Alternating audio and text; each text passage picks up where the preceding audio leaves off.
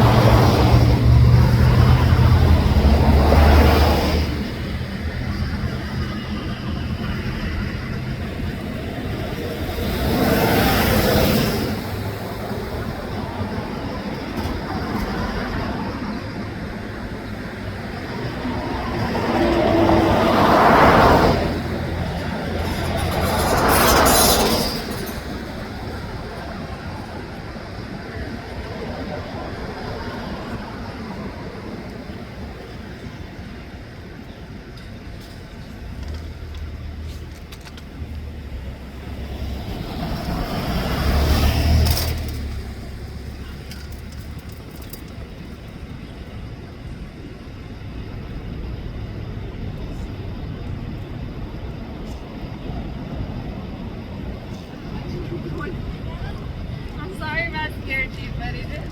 It's one of my favorite sounds.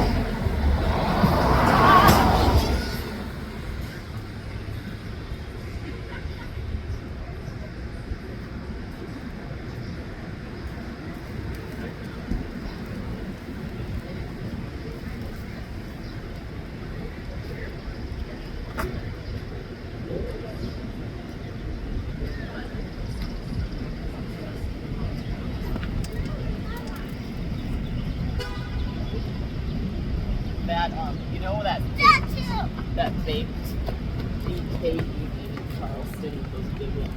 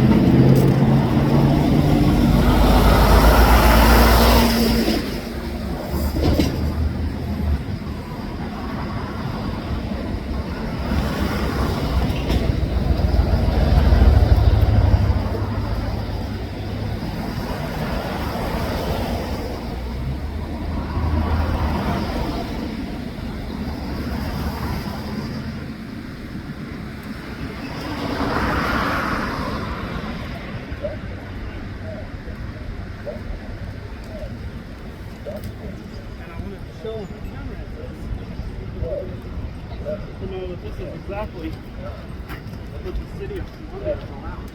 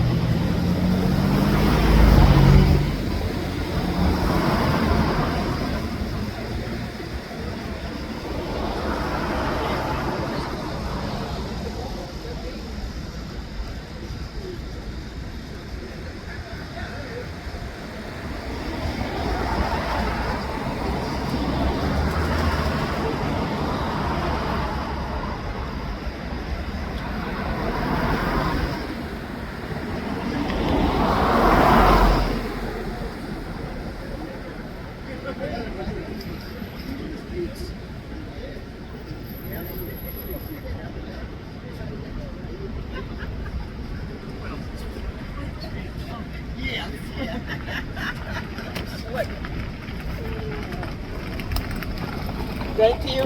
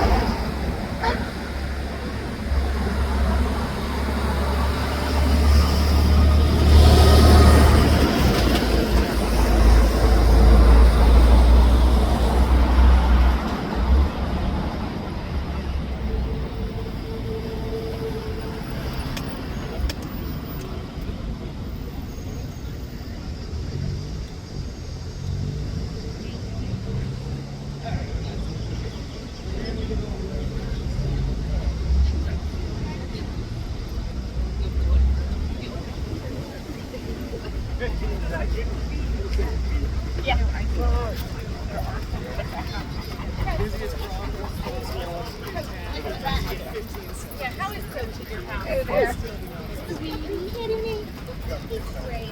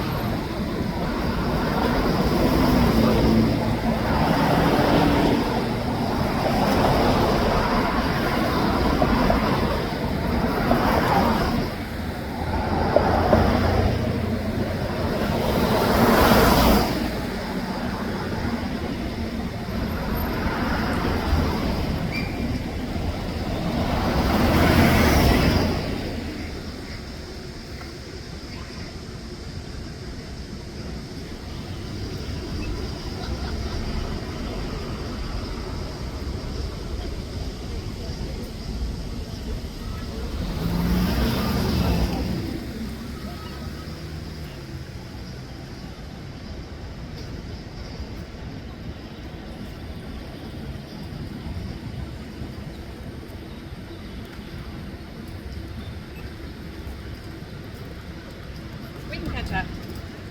If we walk fast, we're good.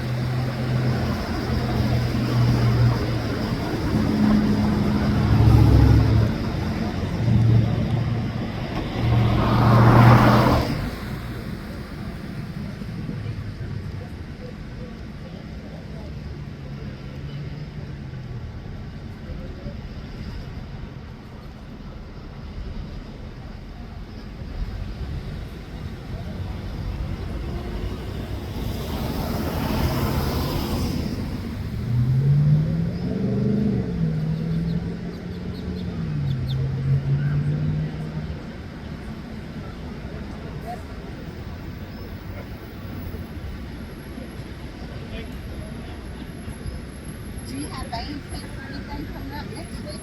Yep, next week. But it's okay because Tuesday I did.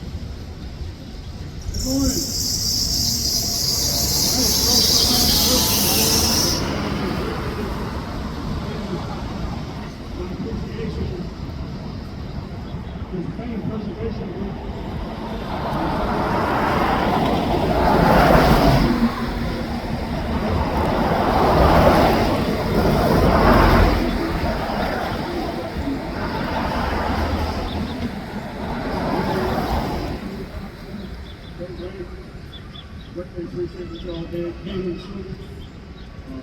Don't help us a great deal. Thank y'all very much. Now, if you have any guest speakers, you're going to be welcome to come up and have a seat. Listen for something.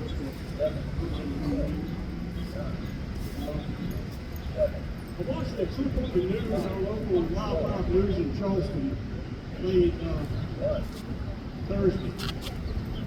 July the 10th, 2015, the flag was removed, right? That flag was changed. I've been back here every year.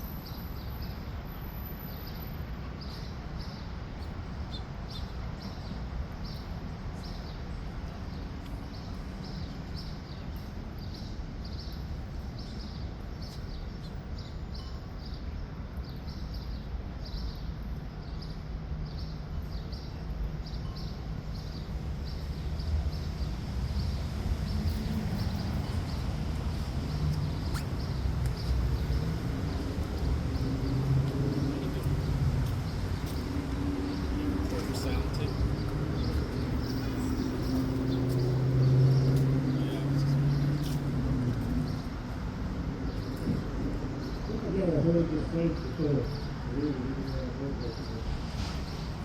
I promise to do my best to see that their part of history is truly recorded and not debated. May my voice, and I repeat, may my voice be strong and true as I tell the story of the flag and its people to my children and their children, and all else who will listen. And if the time comes when the flag requires my defense, and I repeat, my defense, may I have the courage, the strength, and the honor to defend it at all costs, with all that I have and all that I am. This pledge will my sacred honor breaks this fire.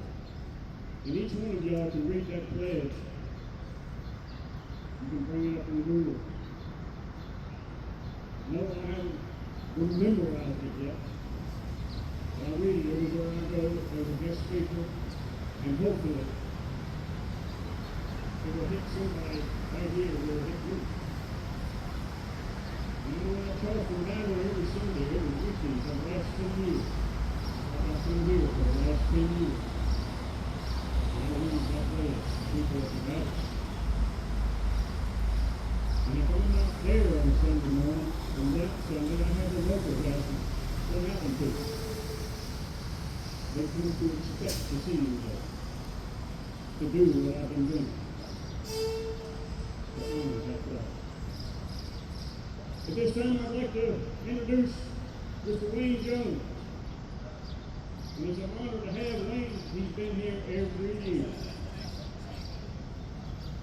The man will take and put aside to come up here and do this, have a few words of wisdom. And it's a great honor to have him here again this year.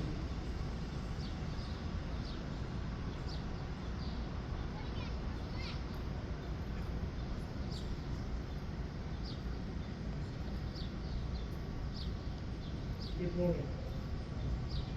It's always a pleasure and privilege to be here. One thing that I wanted to do many years ago when it came time to speak was to pause for just a moment. If you would, I'd like for you to pause with me for a moment of prayer. Our most kind and gracious Heavenly Father, we come to you today thanking you for all that you have provided to us. We ask that you watch over us and protect our families and homes from those that seek to do us harm. We ask that you give us strength in this world to be a role model for all of us. Lord, we ask that you allow us to have the courage to be men and women like our brave ancestors, and that we may become strong Southern men and women, dedicated to raising our families as they did. We ask that you bless our time together today. We ask that you give us strength to speak for those brave men and women who died to make this country free. We hope that in some small way, those that don't agree with us will open their ears and hear our words. We hope that they will understand that we only wish to honor our ancestors as they would honor their own. We ask that you watch over us as we travel to our respective homes today. Finally, Lord, we ask that you give us the strength to be Christians in a world where creative Christianity seems to be. Now, Lord, for all your many blessings, we thank you. Amen.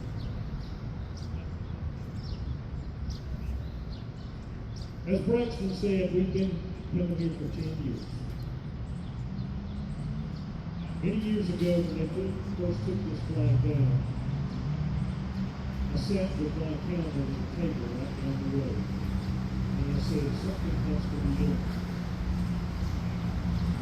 And at that time, we decided to turn flags across the South. And as time went on, I had some medical issues, and I had to look at what was I going to do with this. And that's when I called Johnson and asked him, can you take up the flag? Can you take up the call and continue? And he said, I would love to. And this is what you see today of a dream that we had over 10 years ago. Before I begin my few comments today, I want to take a moment and thank all of our veterans. How many veterans we got here today? Raise your hand. Thank you. God bless you. Thank you for the service that you gave us to protect our country. I also want to thank all of our law enforcement that we have here, all of our first responders, and the support that they provided us for the past 10 years. May God bless and watch over all of them. Now today, as we begin to remember the 10th anniversary of our soldiers' flag being removed from the place of honor on the State House ground, I want to cover a few basic facts. I didn't do the research. There was a Facebook post that's been circulating by Bruce Wilhoit, and I hope I pronounced his name correctly. On this day in history, and he was talking July the 10th, in 2000, 25 years ago, the Confederate flag was removed from the State House dome and placed at the memorial. 10 years ago, in 2015, the flag was removed from the State House grounds. The facts behind this remain, and they're very simple.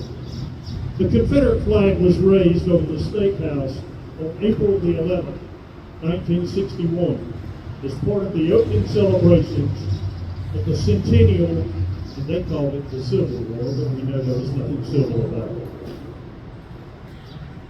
In 1962, the lawmakers passed a law requiring that it continue to fly over the dome. The Confederate flag flew over the State House dome for 38 years.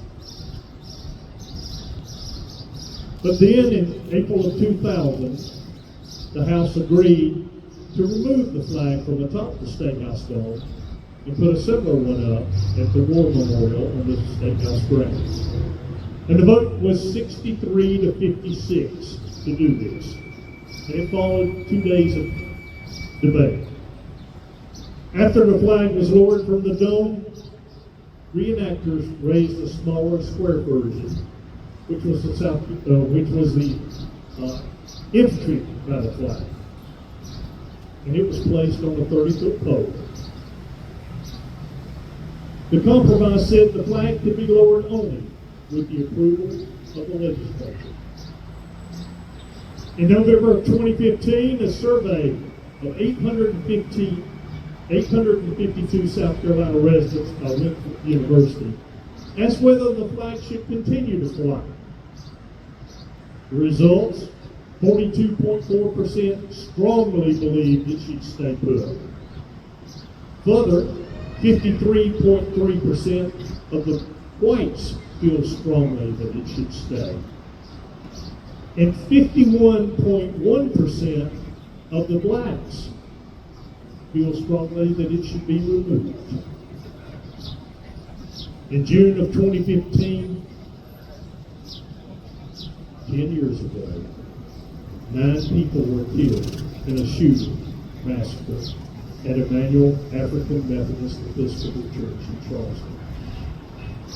By an individual I'm not going to even mention his name because I don't think he's worthy. But he was a white supremacist.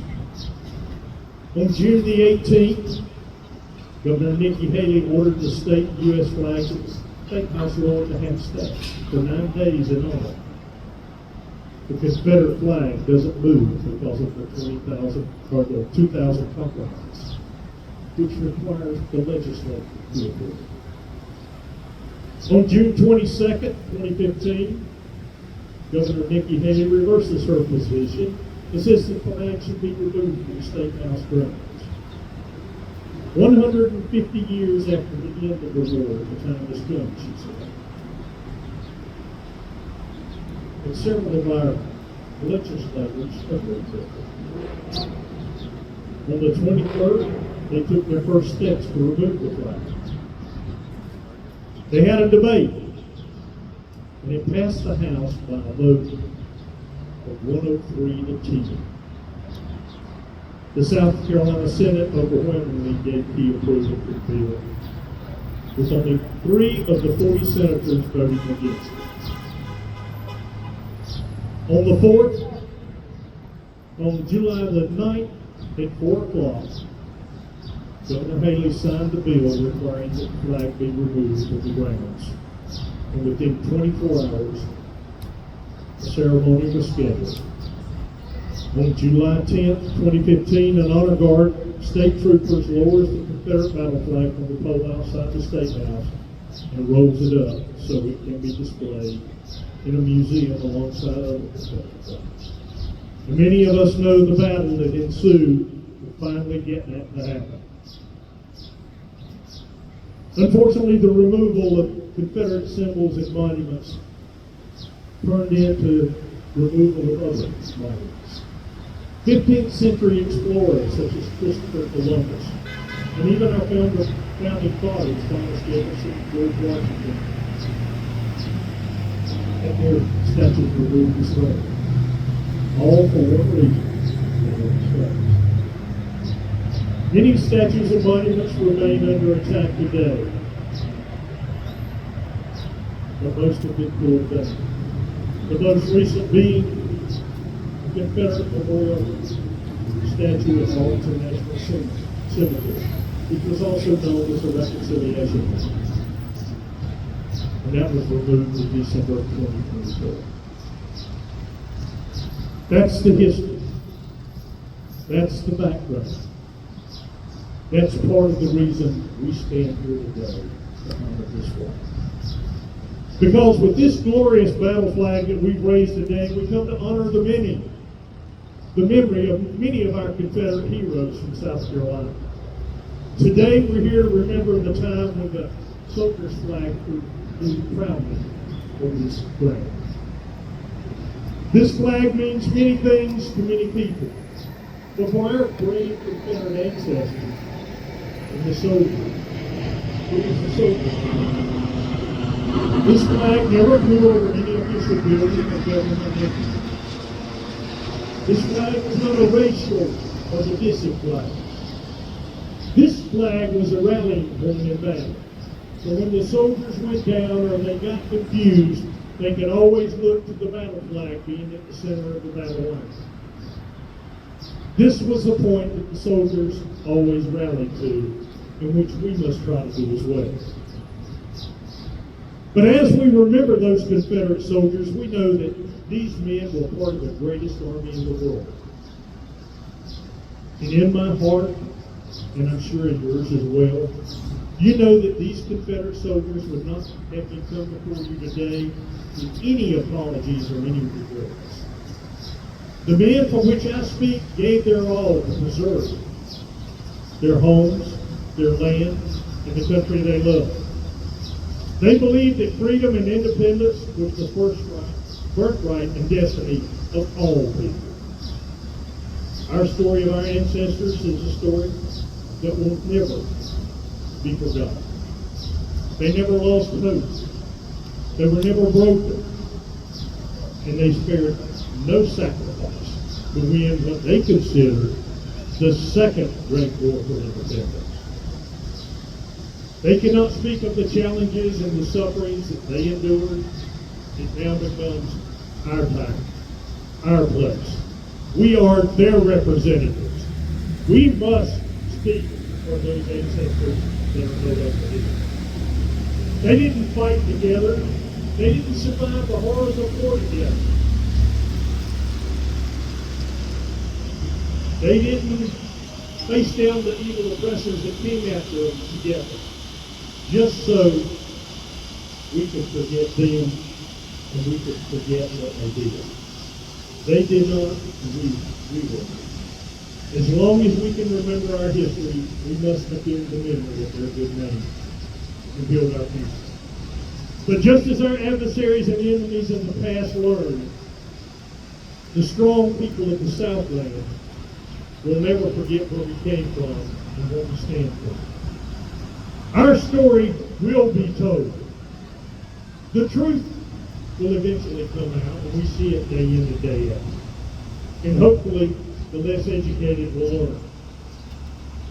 We are challenged daily to emulate their virtues, perpetuate their principles, cherish their beliefs and ideals, and to guard and teach the history of their struggle.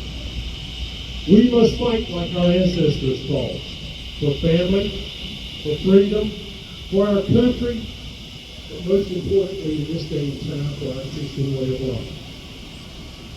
Finally, as we celebrate these Confederate soldiers and this Southern symbol of freedom and liberty, the question should be uppermost in our mind. How will we, you and I, be remembered to future generations? We must fight as they have fought for duty, honor, and our Christian way of life. And as you fight these battles, I challenge you to let the world see the principles of Lee, the dedication of Jackson, the Christian character of Stewart, and the determination of Forrest as a shining example for each of us to follow. In closing, I ask that you remember the words of Robert Louis Davenant. Sirs, you have no reason to be ashamed of your Confederate dead. See to it, they have no reason to be ashamed of you. And may God bless each and every one of you, and may God watch over you.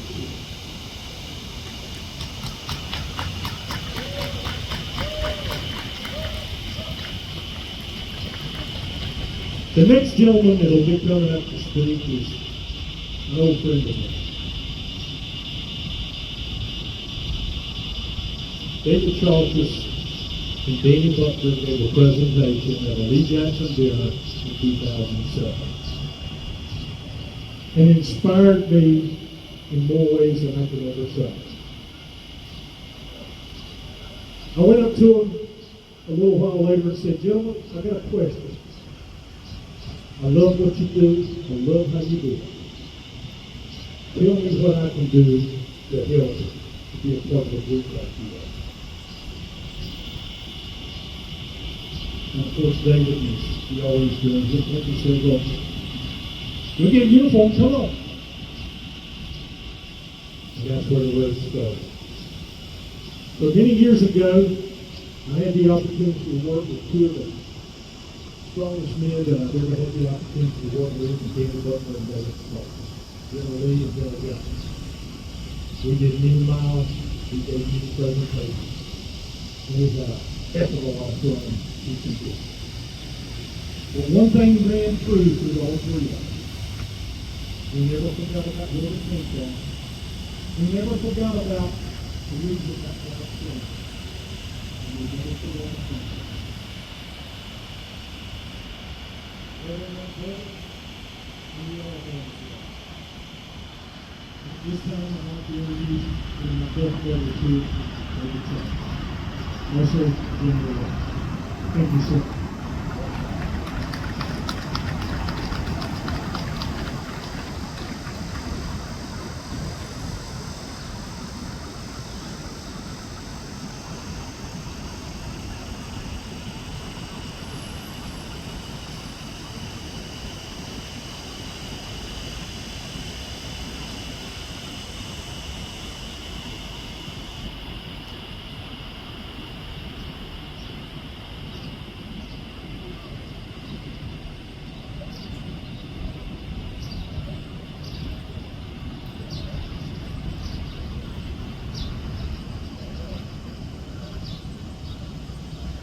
It is my religion that teaches me that I must kneel the cross of Christ prior to speaking to his people. And we are his people. He loves us, and we love him. Before I start, I'd like to take just a moment to pause and remember all the victims in Texas, the victims in North Carolina, victims in New Mexico, and London, Kentucky. We just had a fundraiser there last weekend. Dear God, Let us take a moment and pause in remembrance of them. Gervais.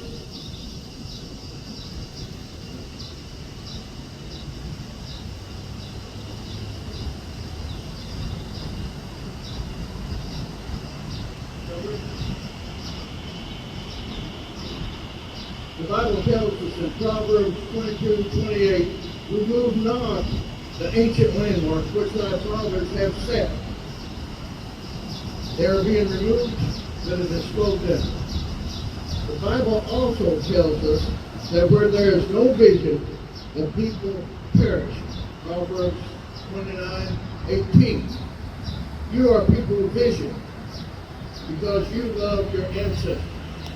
I love the good, the bad, and the ugly of what we did so that we can celebrate a great country. I am bound to them, though I have never looked them in the eyes. I am bound to them, though I have never heard their voices. I am bound to them, though I have never felt the presence of their touch. I will honor their history. I will cherish their lives. I will tell their story, and I will remember. That is my calling.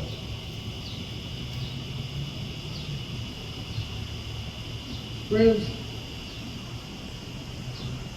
what is your calling? What would you do for freedom? What would you give for freedom? What would you be willing to stand and face for freedom? Are you willing to dare to face those who desecrate our homes, our families, our heritage, our history, our God? What are you willing to give? And may I ask, why are you here today? The feeling that we possess within our souls cannot be described. Yet it is real as our heartbeat. It is as real as the rain upon the water. It is as real as the breath that we take. It is the calling of our ancestors that beckons us to remember. Generally, once stated, a land without memories is a people without liberties. A land without memories is a people without liberties. He knew the cost of freedom. It is that voice that echoes on the wind, pleading with us to recall and stand for what is right. It is our call. Tennessee Representative Edward Carmack once stated the pledge to the South. He said in 1898, I quote, "The South is a land that has known sorrow. It is land that has broken the ashes crust and washed it with its tears. A land scarred and riven by the plowshare of war and bellowed with the graves of her dead. But it's a land of legend. It's a land of song. It's a land of hallowed, heroic memories. To that land, every drop of my blood, every fiber of my being, every pulsation of my heart is consecrated to it. I was born of a woman. I was nurtured and addressed. And when the last hour should come, I pray to God that I may be pillowed upon her bosom and rocked for sleep within her tender and encircling arms. He knew the cost of freedom. He also heard the call. There was a Native American by the name of Floyd Red Crow Westerman that said about the call. He said, there is an ancient saying among Native Americans that something lives only as long as the last person who remembers it. My people have come to trust memory over history. Memory, like fire, is radiant and immutable, while history serves only those who seek to control it. Those who douse the flames of memory in order to put out the dangerous fire of truth. Beware of these men and women, for they are dangerous themselves and unwise. Their false history is written in the blood of those who might remember and those who seek the truth. He knew. the calling for his people. May I ask you, when did you first hear the calling? If I may, I would like to share something personal. But I remember the first time I heard the calling. I was 8 years old. And I was living with my uncles. And my Uncle Charlie was an old World War II veteran.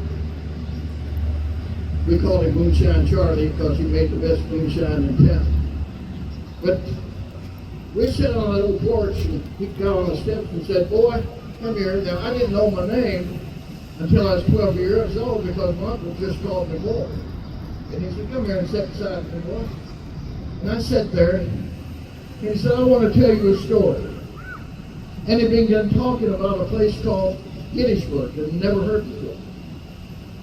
And he didn't tell me about 1863, but he told me about a 50-year incident that happened in 1913.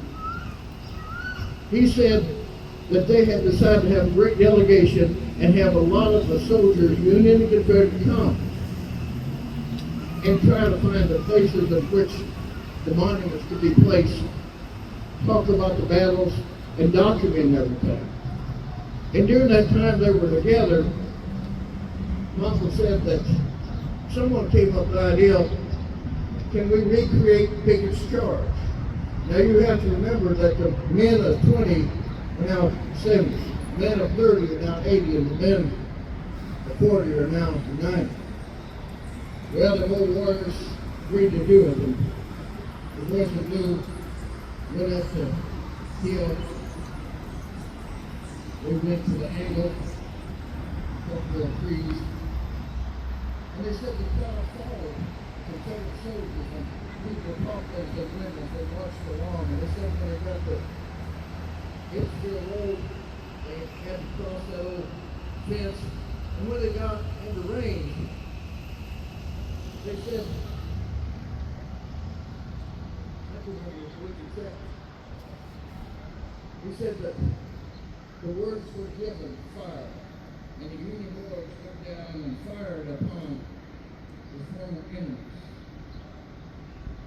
And Martha said there was a great moan went across the country, but it was not the Confederate soldiers, it was not the crowd, but it was the Union soldiers recognizing the significance of the moment. They threw down their guns. They crossed that picket fence, and as fast as their 70-year-old, 80-year-old body could go, they went and threw themselves across the necks of their former enemies. And Uncle said, from the ashes rose the phoenix. And that was the great reunion and the healing of the nation. And then he said, I've never been to Gettysburg. I doubt if I ever will, because he'd been wounded in the war and was crippled. He said, but I charge you, with the task of going someday and recovering your ancestors, because they are buried up there somewhere. And I've searched, but I've still not found them. So the torch will be carried on till we identify every person we can. Because the 10th Army and Ben Polo Camp number 1629, since 1992, we have set 1,143 stones and the mission continues. That is your commission. That is your call. That is what we must do. Remember.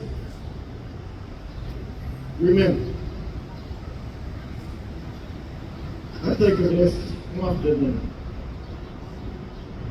remember what your uncle said. And when I got older, I started reading, started researching, started writing, and I came upon a story that touched my heart, and I use it in church services a lot. With General Lee, General Jackson, General Stewart, all of you I'd like to share with you if that is okay. Imagine this, July 1st, 1862, Melbourne Hill, Henrico County. The Confederates have the high ground. This young lieutenant going back and forth to fire. Very brave young man going back and forth. And the Irish Brigade, under Captain David Powers Cunningham, is being annihilated. Every time they tried to move, that young lieutenant would point, and fire would go down, a great volley. And Captain Cunningham, realizing the danger that was involved, he called upon Sergeant Gervais, who happened to be the sharpshooter to the brigade. The sergeant came forward, Captain Cunningham said, "See that young man? Watch him back and forth. Watch him right there. Can you get him from this distance?" And it's my understanding he had a scope on that gun, and I imagine it was a Richmond. And he looked and kind of picked out the pattern, and sure enough, that young brave man would come up and stand up and point. Then he'd walk back. And they said, Sergeant Garth looked at it and said, "I can take it." And he was given the command to do so. And he said he watched the pattern and held the gun back and forth, waiting. And sure enough, that young man, as predicted, came right here and started pointing. Sergeant Briscoe pulled that trigger, and that young man fell on his face. And all of a sudden, the Confederate line started breaking. And Captain Cunningham, realizing opportunity, he said, "Gentlemen, forward, charge." And they charge up that hill. Sergeant Briscoe was beside him, the captain. And when they reached that young boy moved for he'd fall on his face. And Captain Cunningham gave him the directive to see if that wound was mortal and attend to his needs. And they said, but Sergeant Rutgers bent down and turned him over. That young boy reached up and said, "Father! Father!" And to Sergeant Rutgers' horror, he shot his only begotten son that 5 years earlier had went to the south to work. And they said they could hear his screams over the screams of the charging and fighting men. And he tore off his jacket and laid it on the son, and he ran towards the Confederate soldier saying, "Send me home, I want to go with my boy." And he hit him, and hit him again. And he fell and rise no more. Now we know where the grave of Sergeant Rutgers is. But we do not know the name of that young lieutenant, that brave son of his. Or he's buried in some unknown grave. That is our call. To find him. To bring him home. Closure. You know, as touching as that story is, it pales in comparison to the sacrifice of our God in John 3:16. For God so loved the world that he gave his only begotten Son. Gave. And I know he could not look because there was a perfect veil where he could have to look away. I love you all. But I would not give my son up for you. I'll give my life for you as no soldier. But I could not give my son. I cannot fathom that kind of love. The love that is boundless. Dear friends, when you think of that, the nature, because there's a burning ember within our hearts that can't be extinguished by those who wish to destroy our memories. There's a yearning to embrace those sacred principles that for those that are willing to give all, so we can have the sweet taste of freedom on our plate. They followed the ultimate teaching of God. In John 15:13, they said, "Greater love hath no man than this, that if man lay down his life for his friend." Dear friends and gentle hearts, they're gone now. Those men of valor, those women of virtue and determination. But there was a time when men and women who possessed sacred principles stood up against overwhelming odds to embrace their vision.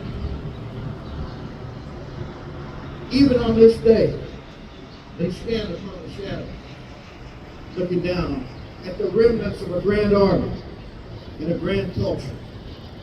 For we are the remnants of a grand army and a grand culture. But those souls, they still linger to this day. Listen. Can you not hear their voices on the wind? Can you not feel their spiritual essence placing a shadow of hand upon your shoulder? Can you not feel the shivers run up and down your spine as you proudly look at the colors, the standards, and offer a salute? Can you not see their footprints? The footprints of destiny upon our native land. Look upon the clouds and the very crevices of the trees, for there they linger. They're there looking. And they're smiling.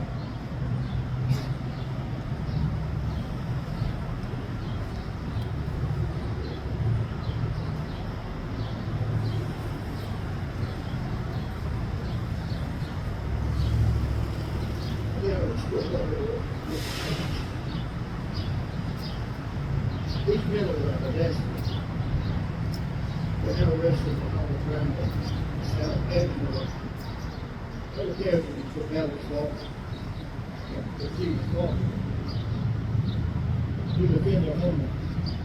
But they were American soldiers. As recognized by our Congress and legislation, Public Law 38, 59 by Congress, Chapter 631 through 34, Statute 3645, according to the books of 36.8, U.S. Code Section 2306. In December of 1898, President McKinley said these words: "Every soldier's grave made in that unfortunate war is a tribute to American valor."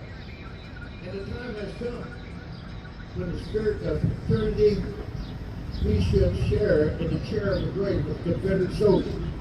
The cordial feeling now happily existed between the North and South prompts this gracious act, and it needed further justification in our loyalty of the Union and the flag so conspicuously shown in the year just past by the sons and grandsons of those who wrote there. You know, some just have a small marker that says unknown. Some have stones. Some lay even around this ground, begging to be found, begging to go home. A lot of times they're only on paper, and they have a signed note, like in Oakwood, Hollywood. Again, I dare ask you, why? All are American soldiers fighting for what they believe. All deserve to be individually marked with dignity. All deserve to be recognized with distinction. Oh, how quickly the flower has faded. I would like you to remember the words of Michael Davis O'Donnell. He wrote this in a letter 2 months before he was killed in Vietnam, trying to rescue alien men. If you are able, save the different place inside of you, and save one backward glass when you're leaving the places that they can no longer. Be not ashamed to say you love them. Take what they have left and what they have taught you with their dying and keep it with yours. And in a time when men decide and feel safe to call war insane, take one moment to embrace those gentle egos you left behind. Kill the next word 1970. Also recall the words of Stephen D. Lang when he spoke to the ladies in Northern in 1960.